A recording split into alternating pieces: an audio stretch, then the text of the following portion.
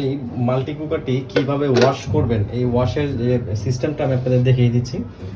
এখানে নরম কোনো কাপড় নিয়ে এখানে লিকুইড বা ভিমবার বলেন বা যে কোনো কিছুই বলেন সাবান নিয়ে আপনারা এইটাতে হালকা উপর থেকে পানি দিয়ে নেড়ে এইভাবে ভিতরটা যেহেতু ভিতরে রান্না হয় নন স্টিকের যে প্রলেপটা উপরে এইভাবে সুন্দর করে ওয়াশ করে নিতে পারবেন।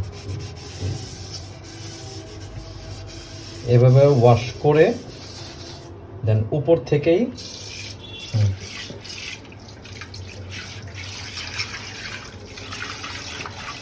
এইভাবে ওয়াশ করে এইভাবে পানিটা এক সাইড দিয়ে ফেলে দিলেন।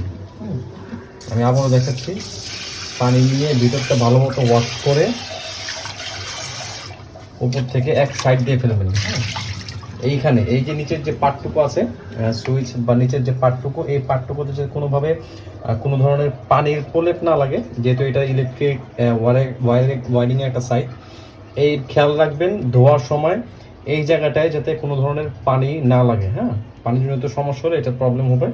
আপনার জাস্ট এই উপর থেকে এভাবে ধুয়ে পানিটা জাস্ট এক কাপ করে ফেলে দিবেন। এভাবে সুন্দর করে আপনি ওয়াশ করতে পারবেন প্রত্যেকটা জিনিস।